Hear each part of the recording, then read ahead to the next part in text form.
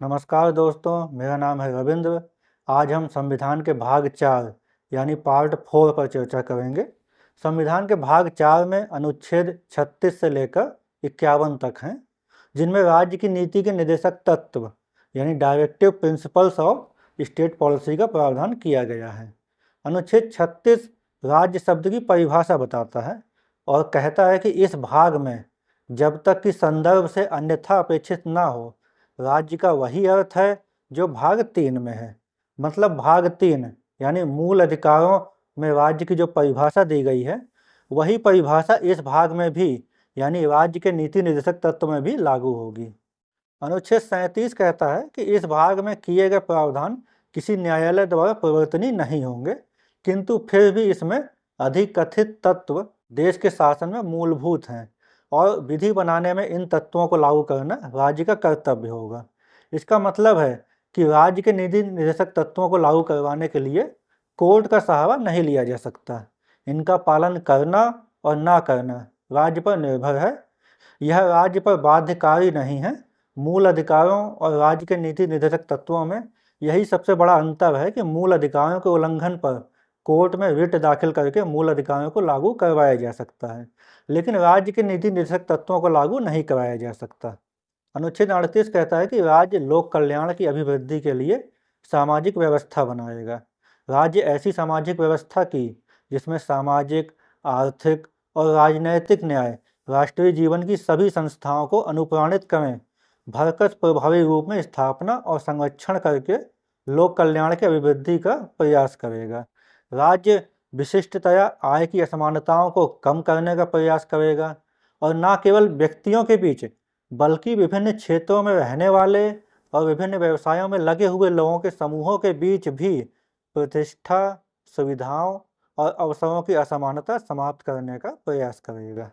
अनुच्छेद 39 राज्य द्वारा अपनाए जाने वाले कुछ नीति तत्व के विषय में बताता है कि राज्य अपनी नीति का विशेष रूप से इस प्रकार संचालन करेगा कि सुनिश्चित रूप से पुरुष और स्त्री सभी नागरिकों को समान रूप से जीविका के पर्याप्त साधन प्राप्त करने का अधिकार हो। समुदाय के भौतिक संसाधनों पर स्वामित्व और नियंत्रण इस प्रकार बटा हो जिससे सामूहिक हित का सर्वोत्तम रूप से साधन हो। आर्थिक व्यवस्था इस प्रकार चले जिससे धन और उत्पादन साधनों का सर्वसाधारण के लिए अहितकारी संकेंद्रण न हो। पुरुषों और स्त्रियों दोनों का समान कार्य के लिए समान वेतन हो। पुरुष और स्त्री कर्मकारों के स्वास्थ्य और शक्ति का तथा बालकों की सुकुमार अवस्था का दुरुपयोग न हो और आर्थिक आवश्यकता से विवश होकर नागरिकों को ऐसे रोजगार में न जाना पड़े जो उनकी आयु या शक्ति के अनुकूल न हो।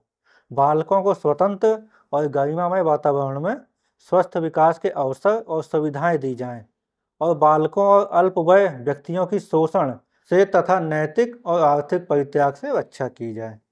अनुच्छेद 39A समान न्याय और निःशुल्क विधिक सहायता का प्रावधान करता है। राज्य यह सुनिश्चित करेगा कि विधिक तंत्र इस प्रकार काम करे कि समान अवसर के आधार पर न्याय सुलभ हो और वह विशेष रूप से यह सुनिश्चित करने के लिए कि आर्थिक या किसी अन्य नियोग्यता के कारण कोई नागरिक न्याय प्राप्त करने के अवसर से वंचित न रह जाए। उपयुक्त विधान या स्कीम के द्वारा या किसी अन्य रीति से निःशुल्क विधिक सहायता की व्यवस्था करेगा। मतलब अगर कोई व्यक्ति किसी मुकदमे में वकील करने में सक्षम नहीं है तो सरकार उसके लिए वकील का इंतजाम करती है जो बिना फीस लिए उसका केस लड़ता है।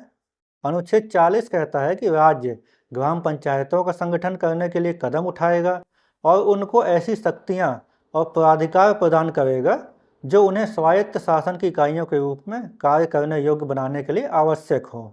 अनुच्छेद 41 कुछ दशाओं में काम, शिक्षा और लोक सहायता पाने का अधिकार प्रदान करता है। राज्य अपनी आर्थिक सामर्थ्य और विकास की सीमाओं के भीतर काम पाने के, शिक्षा पाने के और बेकारी, बुढ़ापा, बीमारी और निःशक्तता तथा अन्य अभाव से ग्रस्तता की दशाओं में लोक सहायता पाने के अधिकार को प्राप्त कराने का प्रभावी उपबंध करेगा। इसी के आधार पर वृद्धावस्था पेंशन, दिव्यांग पेंशन आदि कल्याणकारी योजनाएं चलाई जाती हैं। अनुच्छेद 42 काम की न्याय संगत और मानवोचित दशाओं का तथा प्रसूति सहायता यानी गर्भावस्था में सहायता का प्रावधान करता है।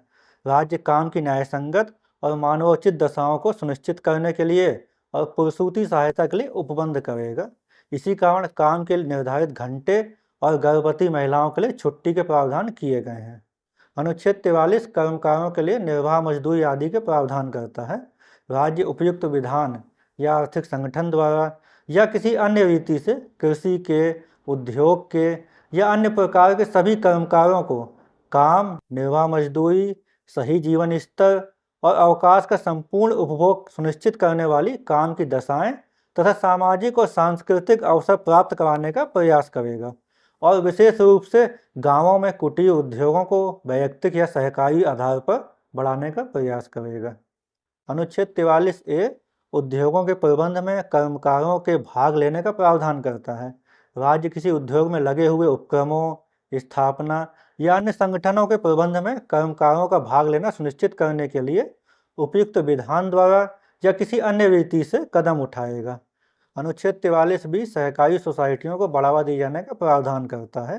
राज्य सहकारी सोसाइटियों की स्वैच्छिक विरचना, उनके स्वशासी कार्यकरण, लोकतांत्रिक नियंत्रण और वृत्तिक प्रबंधन का संवर्धन करने का प्रयास करेगा। अनुच्छेद 44 नागरिकों के लिए एक समान नागरिक संहिता यानी यूनिफॉर्म सिविल कोड का प्रावधान करता है। राज्य भारत के समस्त राज्य क्षेत्र में नागरिकों के लिए एक समान नागरिक संहिता प्राप्त कराने का प्रयास करेगा। अनुच्छेद 45 6 वर्ष से कम आयु के बालकों के लिए प्रारंभिक बाल्यावस्था देखरेख और शिक्षा का प्रावधान करता है। राज्य सभी बालकों के लिए 6 वर्ष की आयु पूरी करने तक प्रारंभिक बाल्यावस्था देखरेख और शिक्षा देने के लिए उपबंध करने का प्रयास करेगा। अनुच्छेद 46 अनुसूचित जातियों, अनुसूचित जनजातियों और अन्य दुर्बल वर्गों के शिक्षा और रोजगार संबंधी हितों की अभिवृद्धि का प्रावधान करता है। राज्य जनता के दुर्बल वर्गों के, विशेष रूप से अनुसूचित जातियों और अनुसूचित जनजातियों के शिक्षा और रोजगार संबंधी हितों की विशेष सावधानी से अभिवृद्धि करेगा और सामाजिक अन्याय और सभी प्रकार के शोषण से उनकी रक्षा करेगा। अनुच्छेद 47 पोषाहार स्तर और जीवन स्तर को ऊंचा करने तथा लोक स्वास्थ्य का सुधार करने को राज्य का कर्तव्य घोषित करता है। राज्य अपने लोगों के पोषाहार स्तर और जीवन स्तर को अपने प्राथमिक कर्तव्य में मानेगा और राज्य विशेष रूप से मादक पेयों यानी नशीले पेय पदार्थों और स्वास्थ्य के लिए हानिकर दवाइयों के औषधि प्रयोजनों से भिन्न उपभोग का प्रतिषेध करने मतलब इस्तेमाल पर रोक लगाने का प्रयास करेगा। अनुच्छेद 48 कृषि और पशुपालन का संगठन करने के लिए कहता है।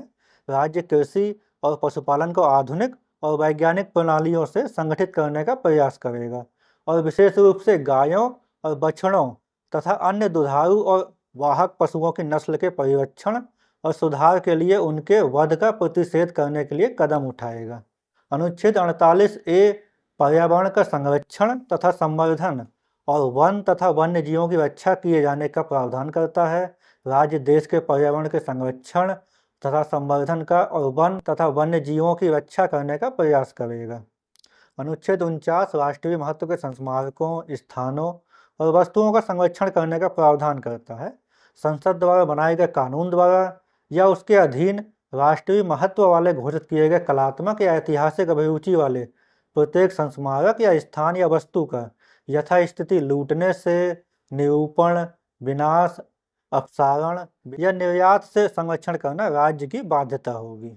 अनुच्छेद 50 कार्यपालिका से न्यायपालिका का पृथक्करण करता है और कहता है कि राज्य की लोक सेवाओं में न्यायपालिका को कार्यपालिका से पृथक करने के लिए राज्य कदम उठाएगा। अनुच्छेद 51 अंतर्राष्ट्रीय शांति और सुरक्षा की अभिवृद्धि के लिए प्रावधान करता है।